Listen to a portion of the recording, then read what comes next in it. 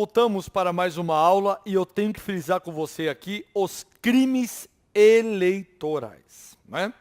Lembrando que crime eleitoral eu tenho que me atentar exatamente em qual situação? No verbo, não é? No agente e, consequentemente, na hipótese de pena, se é detenção, se é reclusão ou algo assim. Então vamos lá? Então vem cá. Primeiro ponto, próximo crime. Fornecer o eleitor cédula oficial já assinalada ou por qualquer forma marcada, não é?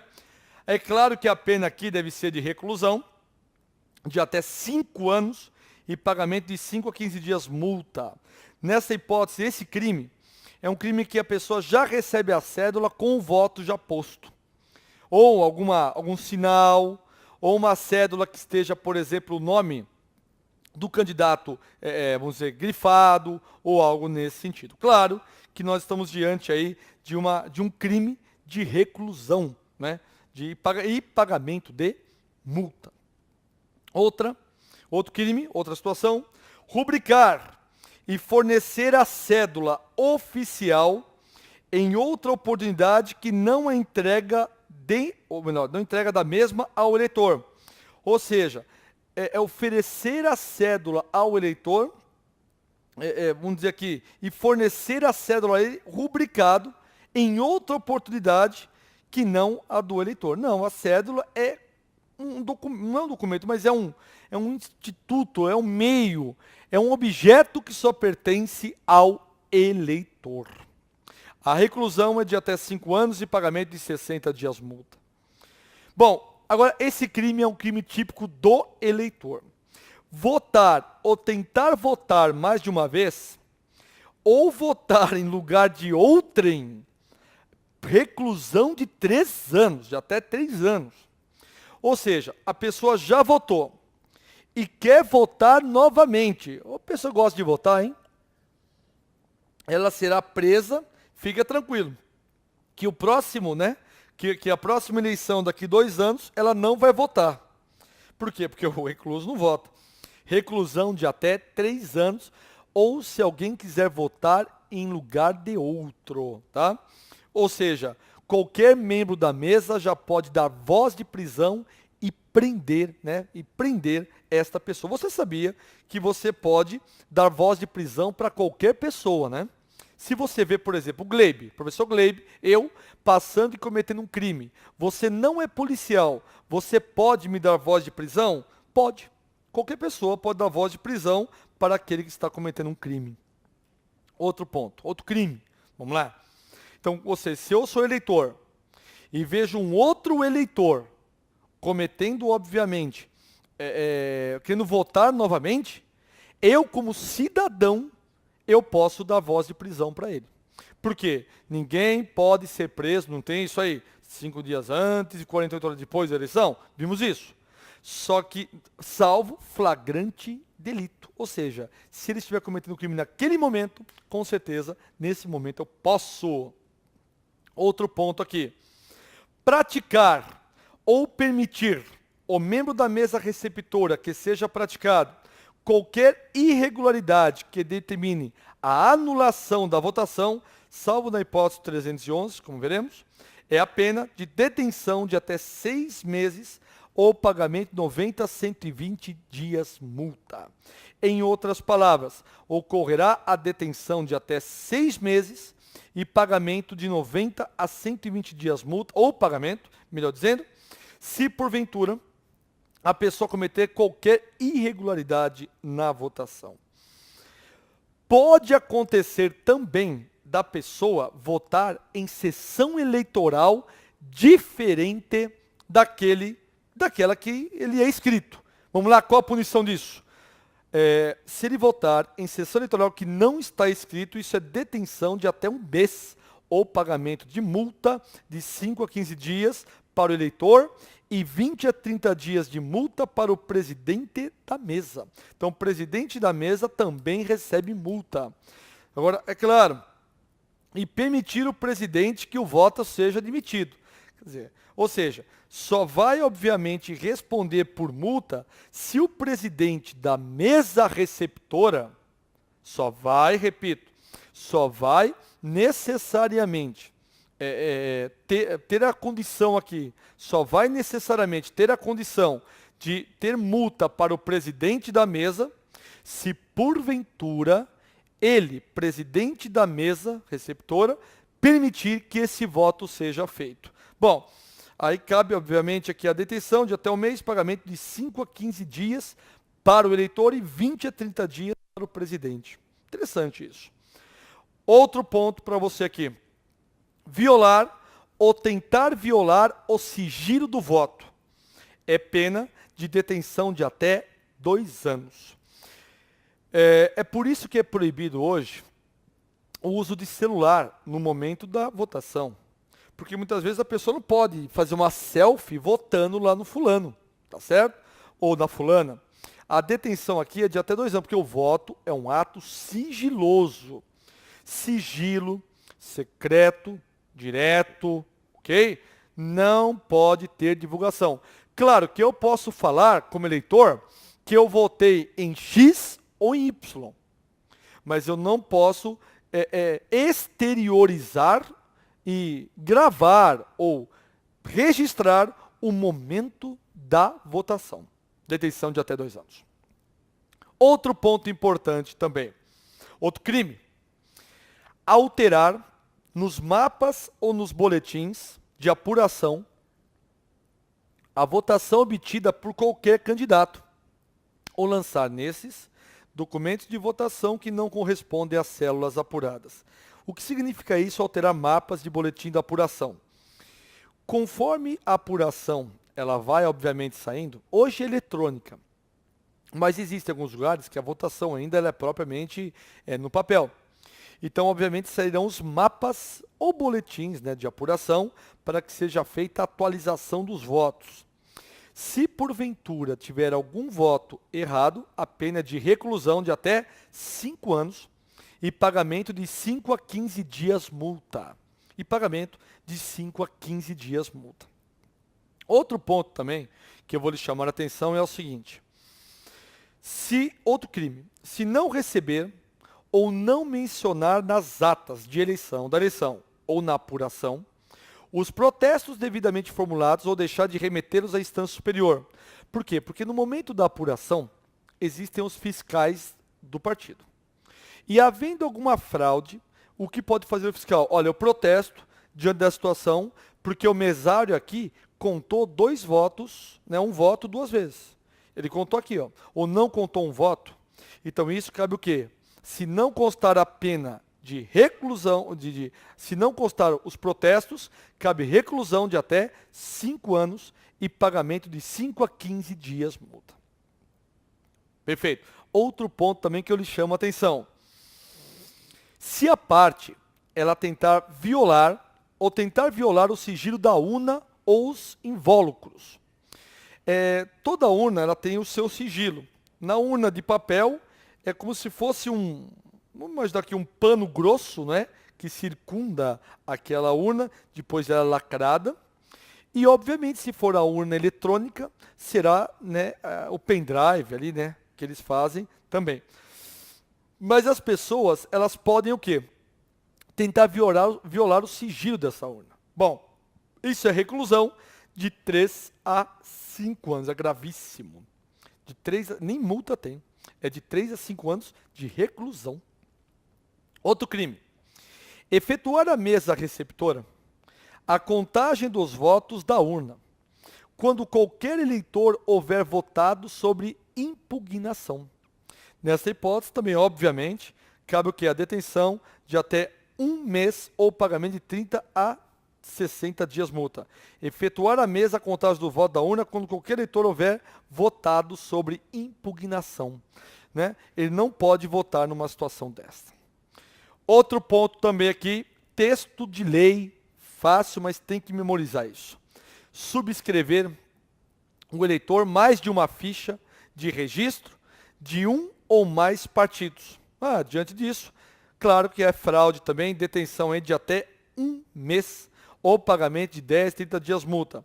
Agora, se inscrevesse o eleitor simultaneamente em 2 ou mais partidos, ele vai pagar o quê? Multa de 10 a 20 dias. Então, cada eleitor só pode se inscrever num partido. Agora eu vou fazer uma pergunta para você, que caiu recentemente isso, né, em concurso. Se o eleitor ele está inscrito em 2 partidos, o juiz eleitoral determina o quê? Que ele tome a decisão para que ele opte pelo partido A ou partido B. Se porventura ele nada fizer, o juiz eleitoral ele cancela, olha interessante, a inscrição desse eleitor nos 2 partidos, hein? Então, anotemos isso. Se porventura o eleitor estiver inscrito em 2 ou mais partidos, o juiz mandará que ele opte por um deles. E caso isso não seja feito, caberá o cancelamento em todos esses partidos. Muito bem. Próximo tema aqui. Vem comigo. Colher a assinatura do eleitor em mais de uma ficha de registro de partido. Ou seja, vamos imaginar que o partido ele colhe várias assinaturas do eleitor. Para que conste, por exemplo, eu pego só 4 pessoas, mas dou 2 fichas para cada um. Aí dobra, obviamente, esse valor. Isso é pena de detenção de até 2 meses ou pagamento de 20 a 40 dias multa. Também acarreta essa situação. Outro crime. Divulgar na propaganda fatos que sabe inverídicos em relação a partidos candidatos e capazes de exercer influência perante o eleitorado. É detenção isso de 2 meses a 1 ano ou pagamento de 120 a 150 dias. Vou dar um exemplo. Quando houve a primeira eleição de presidente no Brasil, depois do governo militar, que terminou o governo militar e teve a eleição indireta para presidente, que foi o Tancredo Maluf. Tancredo ganhou, mas não levou, né? Porque faleceu um dia antes da posse e quem tomou posse foi José Sarney, que até então era o vice-presidente e acabou assumindo. Aí a observação quando o vice assume, né? Aí não tem mais vice? Não tem mais vice. Olha que engraçado isso. O Zé Sarney não ficou um tempão lá na presidência, né, 5 anos, e não tinha vice. Tá? Porque na época era 5 anos sem reeleição, que a meu ver é muito melhor. Mas tudo bem, vamos lá. É a lei, então seguiremos. Hoje são 4 anos, podendo ser feita a reeleição uma única vez. Mas na semana que antecedeu a eleição, entre o Collor e o Lula, isso em 89, na propaganda eleitoral do Collor, foi dito absurdos sobre o Lula. É o mesmo Lula, né, que depois foi presidente e que hoje responde aí por ações da Lava Jato. Mas quando foi falado na época sobre o Lula, foram inverdades. Porque na época foi falado que ele largou uma mulher com vários filhos e aquilo foi tudo que balela. E aquilo influenciou demais o eleitorado. Claro, não estou dizendo que o fulano é santo, viu? Longe disso. Né? Não estou aqui para fazer pré-julgamento de ninguém. Não é? E não estou aqui para defender ninguém. É que em 89 houve essa fraude. Deixa eu aproveitar e falar exatamente isso. O Collor, em 92, ele sofreu o processo de impeachment. Falei do Lula, agora vou falar do Collor. Ele sofreu o processo de impeachment. E ele renunciou antes do impeachment. Tamanho esse fato que quando ocorre a renúncia antes do impeachment, não há impeachment. Tem que ser cancelado, perde o objeto. E mesmo assim o Collor foi impeachmentado. Muitos dizem que o impeachment, a renúncia só antes da denúncia, enfim, existe toda essa história aí. Não é? Mas, e para você ver que o próprio Supremo também inocentou o Fernando Collor. Agora, o que é que você tem que entender? Não quero entrar no mérito, mas julgamentos que envolvem servidores políticos, muitas vezes o caráter não é jurídico, o caráter é político. Vou adentrar aqui. Caso da presidente afastada Dilma. As pedaladas fiscais, que até então é o motivo do impeachment, isso já é feito por outros presidentes, viu? Muito os outros. E outros fizeram coisas muito piores. Do ponto de vista jurídico, a Dilma não poderia ser impeachmentada. É que a Dilma está sendo impeachmentada por um caráter político, né? Falta de diálogo, falta de concessão. Então, obviamente que os deputados e senadores provavelmente vão impeachmá-la, ou não, vamos ver aí, né? Quais são os próximos acontecimentos disso. Porque ontem, só para você ter uma ideia como essa aula aqui é recente, ontem Eduardo Cunha renunciou à presidência da Câmara.